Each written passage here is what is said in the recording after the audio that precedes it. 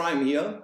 So, Adam Eliyahu Berkowitz wrote another article, of course, as writer of Israel 365 News. Christian Friends of Zion Museum founder threatens Israel Prime Minister elect. So what happened? Of course, Bibi, wanted to put a coalition for the fourth time. It didn't work out. Naftali Bennett was able, with Lapid and so on, to put like a very funny coalition together. And now Mike Evans, one of the strongest supporters of Zion, with 77 million people on his mailing list, takes a stand, puts himself next to Netanyahu, and goes against the new elected prime minister. Cool, Naftali Bennett. So now, from a biblical perspective, I would like to point out that Zion, rejoice greatly, daughter of Zion, shout, daughter Jerusalem, see your king comes to you, righteous and victorious. So Israel, of course, is a kingdom and not a democracy. Some people forget this. Currently, the king is missing. Nevertheless, we see here in verse 13, I will bend Judah as I bend my bow and fill it with Ephraim. I will rouse your sons, Zion, against your sons, Greece, and make you like a warrior's sword. So, the sons of Zion are named here Judah and Ephraim. And the son of Josef, there's a lot of rumors going on right now, what happened to him. And it's very important, I think, now to take a look back. Today we have the 6th of June. Yesterday we had the anniversary, 45 years of the beginning of the Six-Day War. Today we have D-Day. 6th of June, 77 years D-Day. A lot of stuff happened. So now we are in a very funny situation, and I want to point out that on November 21st, 2018, the Prime Minister's spokesman, David Keyes, was set to resign after sexual misconduct probe. So back in the day, there was a very funny and very strange arrangement done with Naftali Bennett, because Naftali Bennett, back then there were some issues, wanted to perhaps leave the coalition and bring down Netanyahu. Then Netanyahu went with various informations to him, and everything was held back, and Naftali Bennett basically held the ranks, behind Bibi. No, now he didn't do it. So the rant here, Mike Evans, really, where he goes off, is unprecedented. I really have to say, I've never heard somebody out of a position with this, going attacking somebody like Naftali Bennett in that way. Besides me. So for the last time, I'm, a lot of people should know this now. I'm a person who claims to have the key of David. The key of David you need in order to reinstate the Davidic dynasty. So you find that key in Isaiah 22:22. So it says, how can we do this here?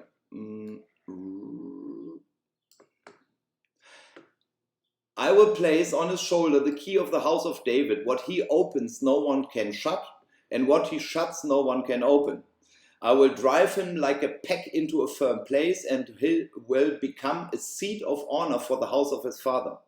All the glory of his family will hang on him, its offspring and offshoots, all its lesser vessels from the bowls to all the jars. In that day, declares the Lord Almighty, the peg driven into the firm place will give way. it will be shared off and will fail, and the load hanging on it will be cut down. The Lord has spoken. Now, this the key of David is also mentioned in Revelation 3, verse 7. Yeah? To the angel of the church in Philadelphia write, these are the words of him who is holy and true, who holds the key of David. What he opens, no one can shut, and what he shuts, no one can open. Now, it is interesting that the Philadelphia is, of course, the first capital of the United States. And I would like to point out that from the moment I, put some, information, we go to this later, from the moment David keys, the key of David, I said, my daughter is the key of David. I have like a little, go with this, So what is the key of David? The key of David is that he became king over all Israel in Jerusalem when he was 37 years and 6 months old. Now, in the last 3,000 years, we had like two major destructions of Jerusalem, once by the Babylonians, one by the Romans, and it happened to be that I was born on a day the church marked as the center of all church life, the Eucharistical Mysterium, it is said. And my daughter Yael Eden was born on the 40th anniversary of Lumen Gentium. So she was born on Kvar Etzion in Jerusalem, on a time where I am exactly 37 and 6 months old, to the day. Now we find this in 2 Samuel 5:5. That this is the age here in Hebron. He reigned over Judah 7 years and 6 months, and in Jerusalem he reigned over all Israel and Judah 33 years. So there was only one person in the last 2,000 years who claimed, to ride in on a donkey and said, okay, rejoice, daughter of Zion. And then at the age of 33, he supposedly died by crucifixion. And since then, well, of course, there is, it is quite a number of people are with Israel, are standing with Israel because they believe in Jesus. We cannot take this out. So these are the evangelical people from who believe in Jesus now.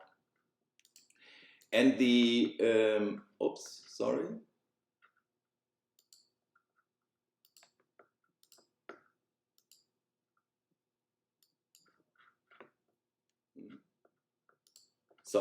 here. So I myself came to Jerusalem with about 30, started to live there, had children there, left with 40, then was 7 years cut off from Jerusalem, received a phone call and then started to follow up on some issues. So this is the key of David. Now, I put this out quite prominent, and on that day, this girl turned 14. So 7 plus 7 years. Now, 777 days later, we had the storm, and this is why I have this open, we have the storm on the US Capitol.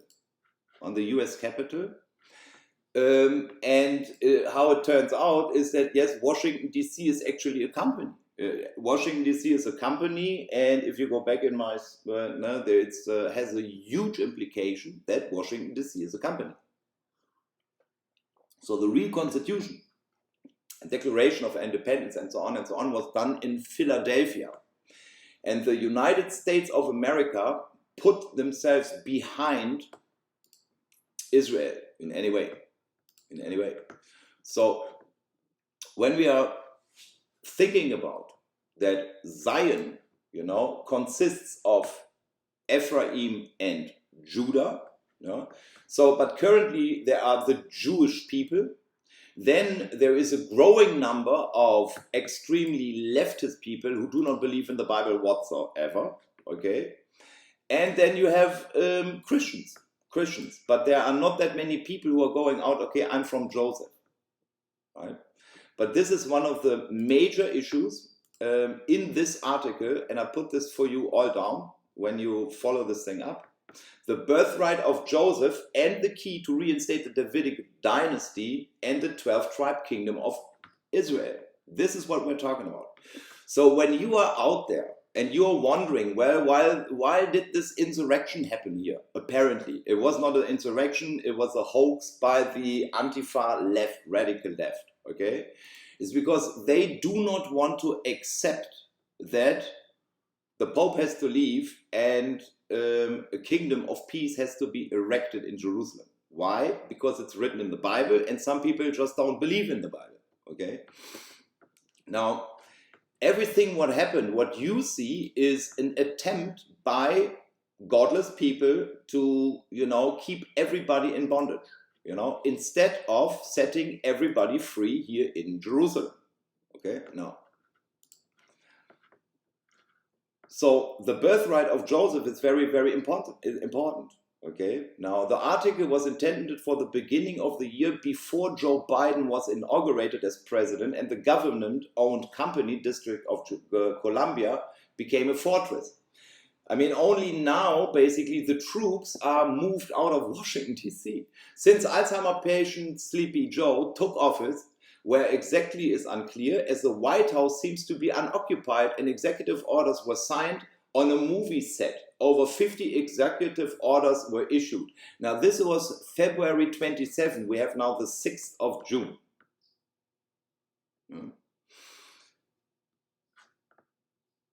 So we are talking about something, well, it has to do with socialism. Now, in that thing, David Harris, I think it's a very, very important person. Just now, he has been in Jerusalem for my birthday, 25/5. And of course, we have here all these socialists. Now, the socialists with Karl Marx is a converted Jew and completely lost it because he didn't follow Jesus or Moses, but he, started his own stuff, the Communist Manifesto. And so he came up with the idea, you just, accuse your enemy of what you are doing. So let's tackle the real issue between Christians and Jews. So the Roman Catholics, they, for ages and ages, said, yes, we are infallible, and Jesus is the Messiah. Okay, now no Jew can accept it, this is idol worship, but everybody believes in Jesus. So I guess, that at some point, there was a deal made, and they said, okay, when the real guy comes with the key of David, well, he will take this place and the Pope goes. Now, when we take a look at the development, well, we had, as I said, D-Day, and the target of D-Day was to end fascism. Now, because the Pope is the last remaining fascist empire, done by Mussolini, so he holds his foot on the Holy Land. And because he is the legal successor of the Caesar who renamed Israel to Palestine, and since then it's Palestine. So there are no Palestinians and so on, but he at least, it's in his books. Israel is Palestine and has to be divided and given to the person who is the heir. So this is, as sooner as you grasp that, the better. So Germany, France, of course, so they are all Catholic, under Catholic rules, like also Biden. Of course, Netanyahu not. So we are in a very, very specific time. Why? Because history was repeated. We had 70 years of Israel, and it took 70 years from the birth of Jesus of Nazareth to the destruction of the temple. So the resurrection of the dead everybody waits for actually already happened. Now,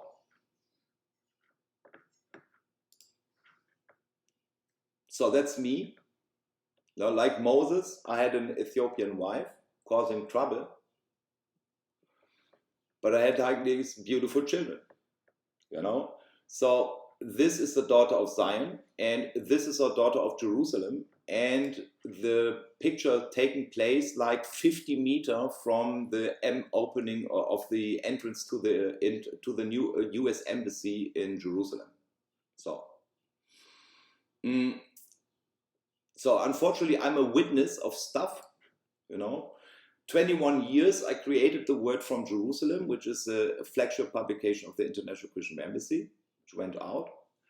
And I also published Torah.de, which is up to this day online, you know, or was on and off, but it's still online, it's published. And since 2015, I follow the tracks of what do I have to do to bring Ephraim and Judah together with my full confidence that I am the only person who can claim to fulfill Jeremiah 2:3 and Micah 4:2. You know, there will be a day when the Torah goes out from Zion and the word from Jerusalem, and I'm knowingly the only guy who actually literally did it. And because of that, ran into trouble. And when I followed up on the laws, well, it didn't end well for several people, to say the least. You know, there was a little coup d'etat in the Vatican.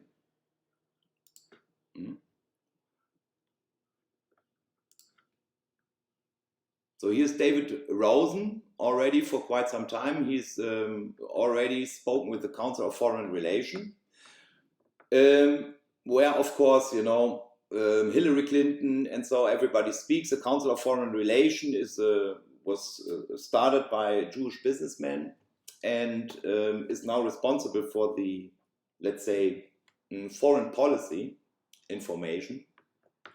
And one of the biggest problems at all currently is the Vatican-Israel relationship, the diplomatic relationship between the Holy See and the State of Israel. Yeah?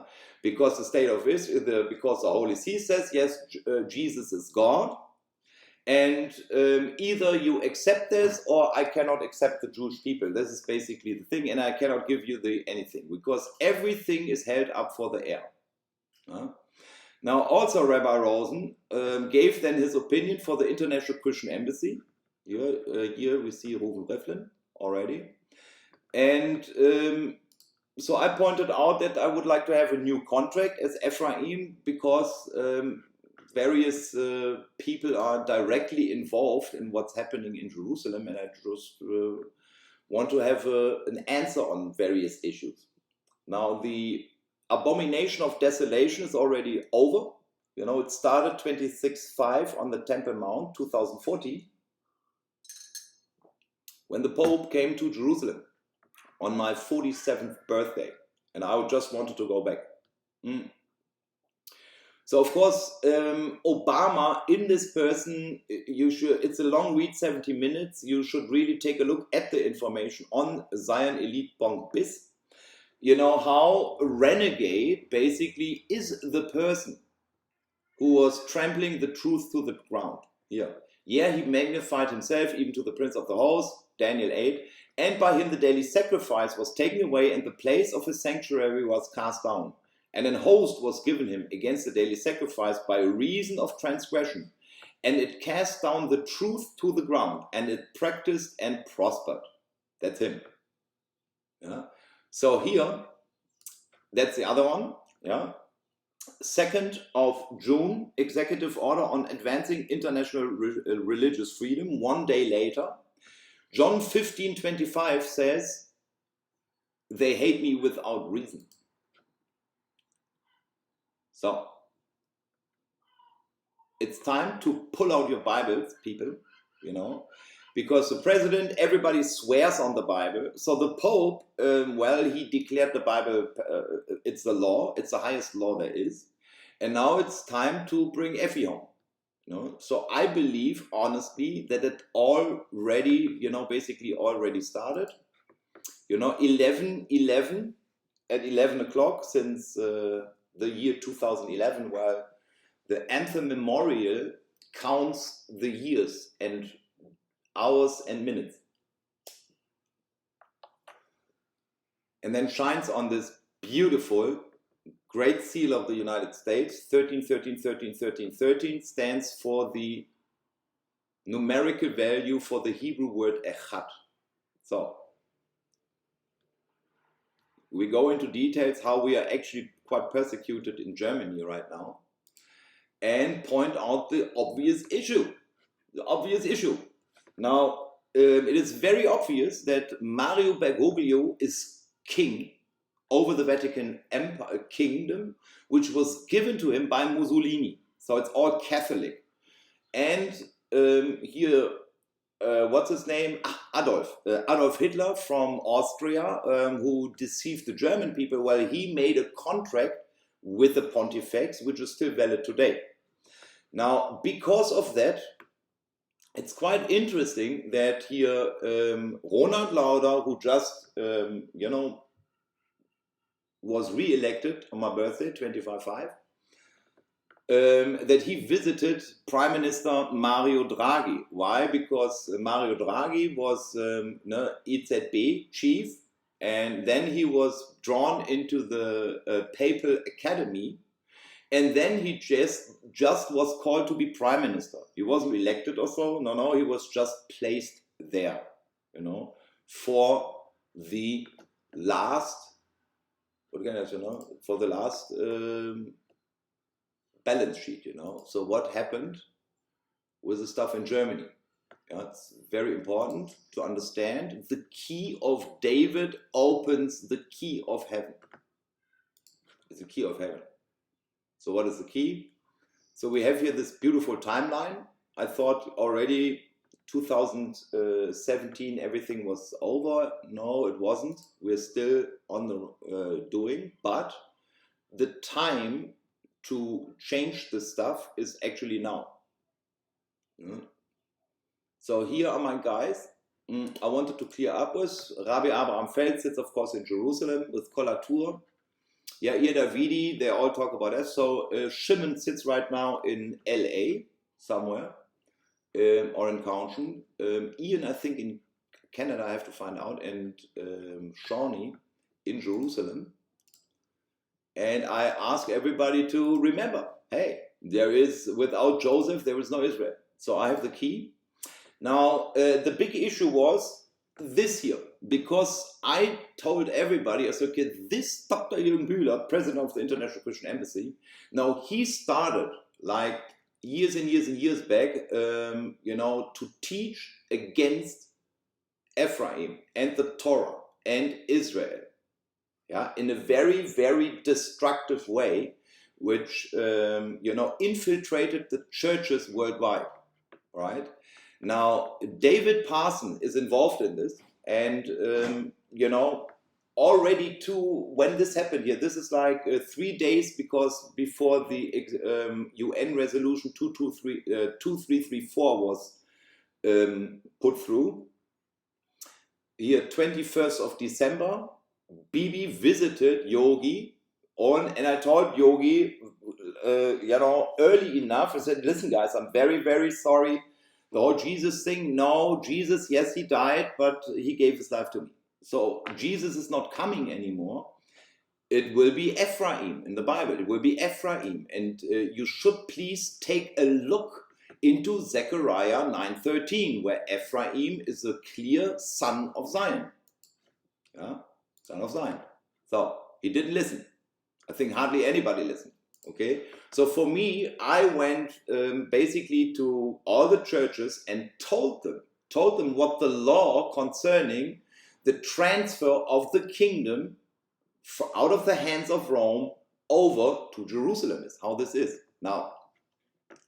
And this is here my little declared enemy. I'm very sorry, this goes very, very long, and I asked for a solution on this, because it affected my whole life. And I went all the way, and I said, no, I will visit everybody, and I will inform everybody. So he is informed too, right? To be very precise. So the best thing now, all the friends of Zion, what they can actually do. Oh, you have nice advertising here. Oops.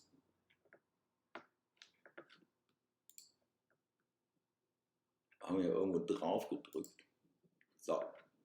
So, what every friend of Zion could do, ask everybody, your pastor, your rabbi, and so on, to help Ephraim to come home to clean up.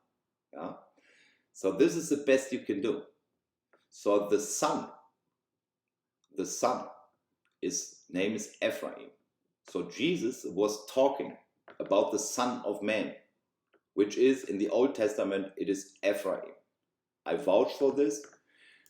Now, Ronald Lauder is also informed, and I honestly believe, so he went, it's also a very special day. The meeting occurs on a historical significant day on June 1944. The city of Rome was freed from Nazi fascist occupation by Allied forces led by the US Army.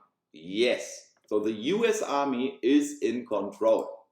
And I think there is the Executive Order 13818 blocking the properties of persons involved in serious human rights abuse and corruption. Now think about what it means to really block the property complete of the guy in white, the Holy See, the Church of Rome.